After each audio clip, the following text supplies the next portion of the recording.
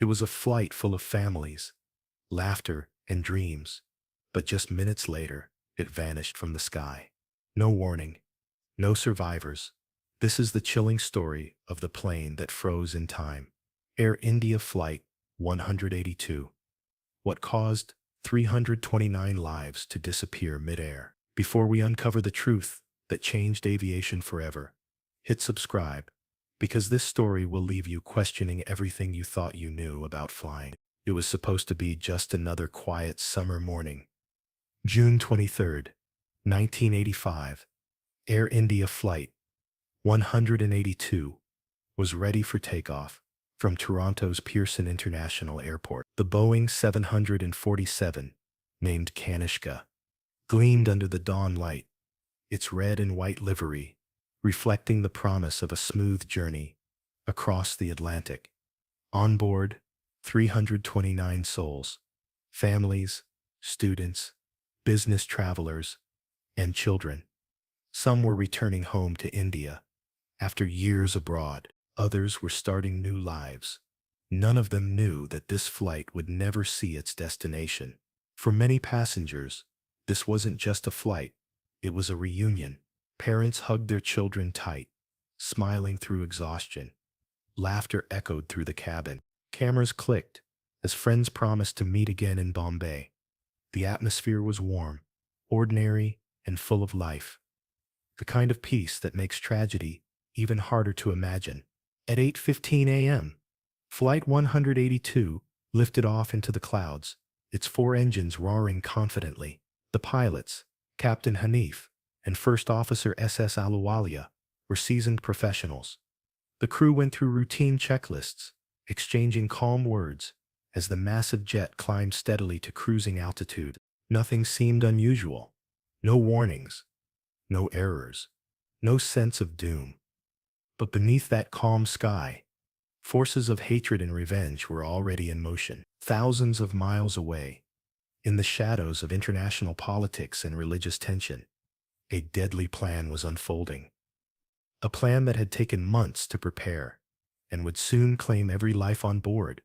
Flight 182 leveled off at 31,000 feet, flying over the Atlantic Ocean, near Ireland. The passengers relaxed. Meals were served. Children watched the ocean through tiny windows, marveling at how blue the world looked from above. Inside that cabin, time seemed to slow. For a few hours, the world was peaceful, until it wasn't. While Air India 182 soared peacefully, Canadian and Indian intelligence agencies were quietly tracking extremist groups linked to Sikh separatist movements. They had received vague threats of an attack on an Air India aircraft, but no one knew when or where it would strike. Some officials brushed it off as political noise. Others didn't believe anyone could pull off such a complex act of terror. The world didn't yet understand how determined and organized these extremists were, or how deadly their mission would become. At 31,000 feet, Captain Hanif's crew had no idea that a suitcase in the cargo hold carried something far more powerful than luggage. A bomb designed to rip through metal, destroy engines, and scatter human lives across the cold Atlantic waters. The passengers laughed, ate, and dreamed of home. The crew served tea, smiled politely, and checked on seatbelts. Everything looked normal. But in less than 2 hours, everything would change. The world would wake up to one of the most devastating acts of terrorism in aviation history. The day Air India Flight 182 froze in time. Long before Air India Flight 182 ever left the ground, there were whispers, faint, scattered warnings, echoing through intelligence channels that something terrible was coming. But those whispers were ignored. In the early 1980s, tension between Sikh separatists and the Indian government had reached a boiling point. The violent storm following Operation Blue Star, when Indian forces stormed the Golden Temple in Amritsar, left deep scars. Many Sikhs abroad were furious, and extremist factions began plotting revenge. Their target, Air India, the national carrier and symbol of India itself, Canadian intelligence had already received multiple tips. Just weeks before the bombing, an informant told them, "A plane will blow up." They even had names, suspects connected to extremist groups in British Columbia. But the system was overwhelmed, underprepared, and skeptical. To many, it sounded like just another vague threat among hundreds.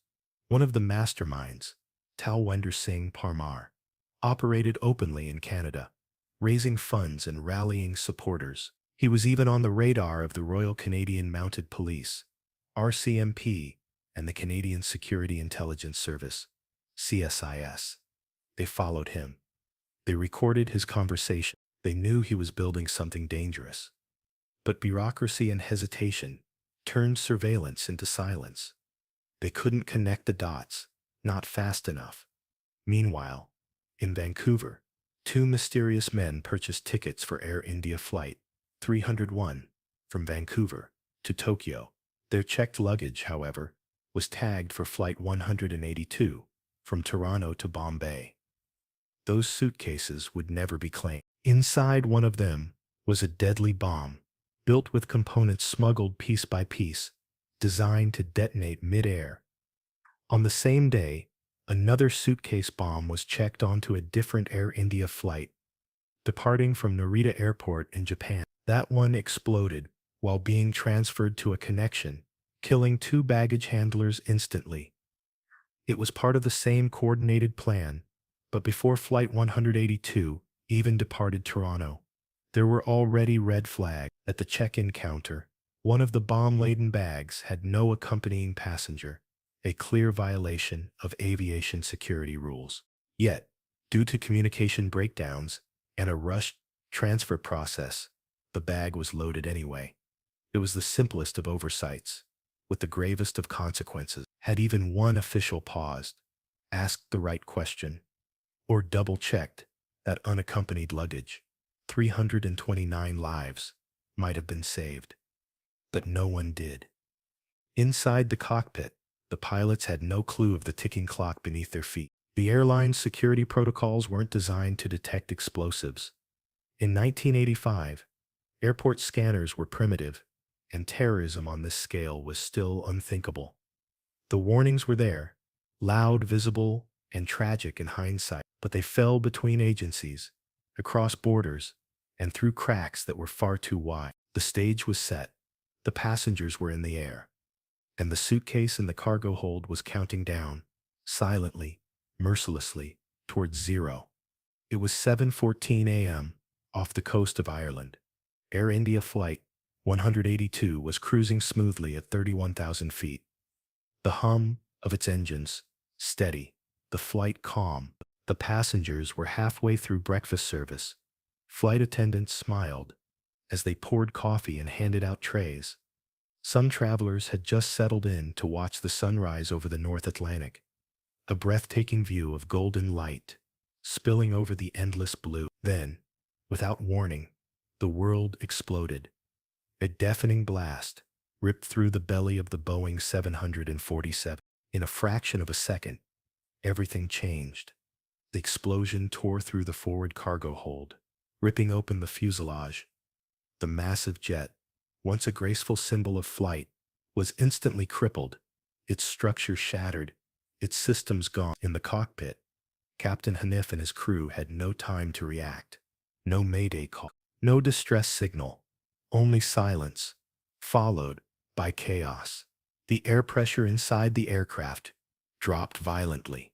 The cabin tore apart, seats wrenched from the floor, and passengers were sucked into the freezing vacuum of the stratosphere. In one horrifying instant, 329 lives were thrown into open sky.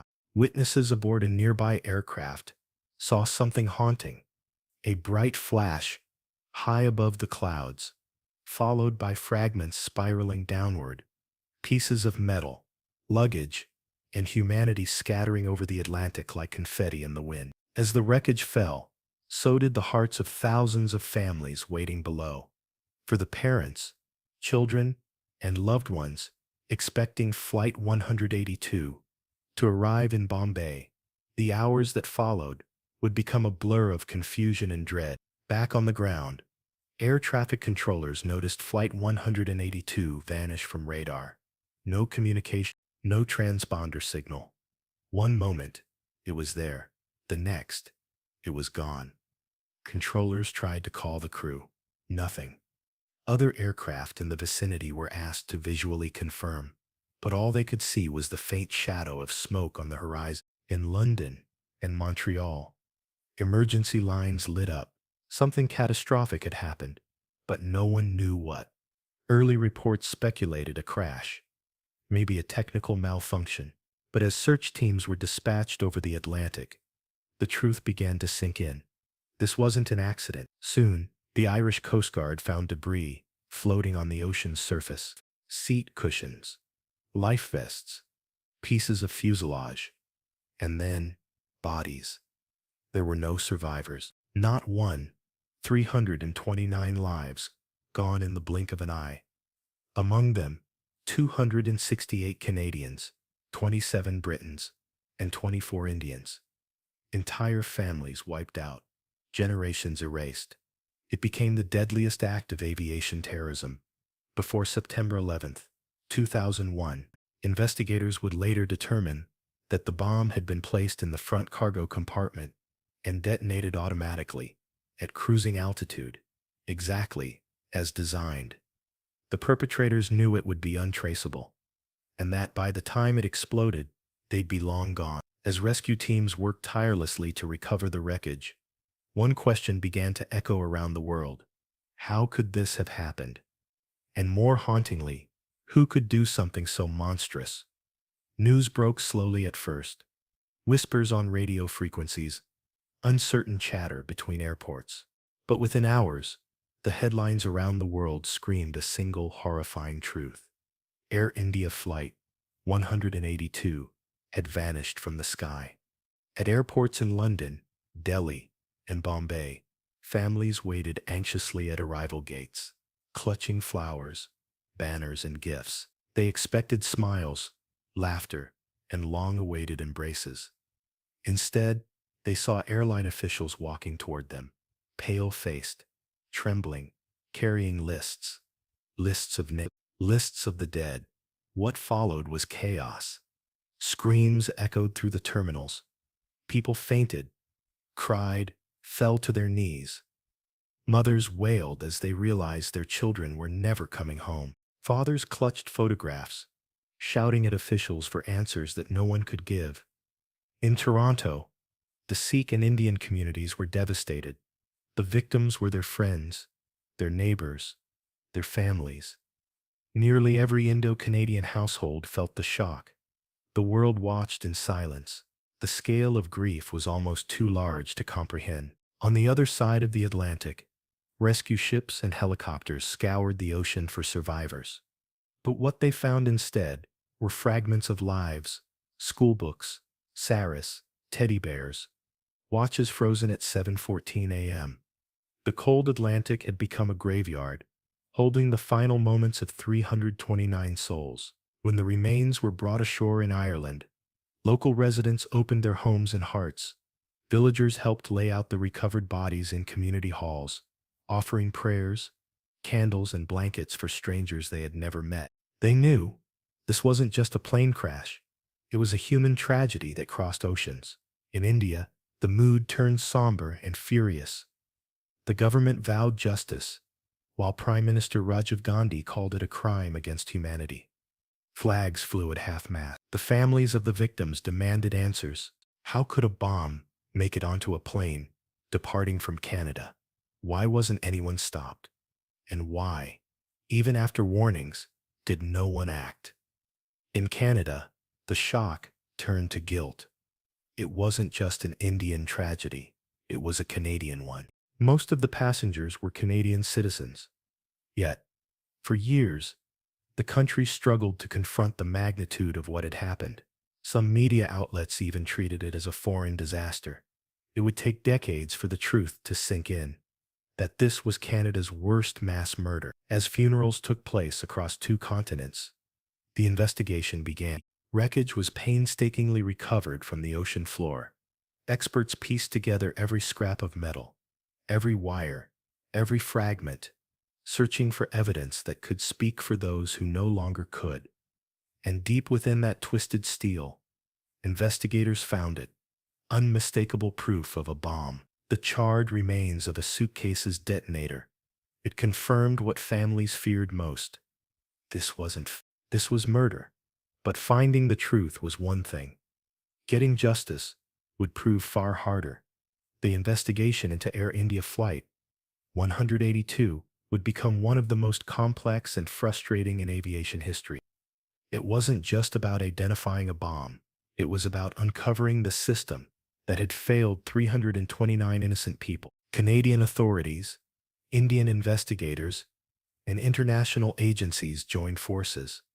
They traced the bomb's origin back to Vancouver and soon uncovered a chilling trail: names, phone calls, airline records, and a network of extremists operating freely on Canadian soil. But what they also uncovered was an uncomfortable truth. The system had looked away.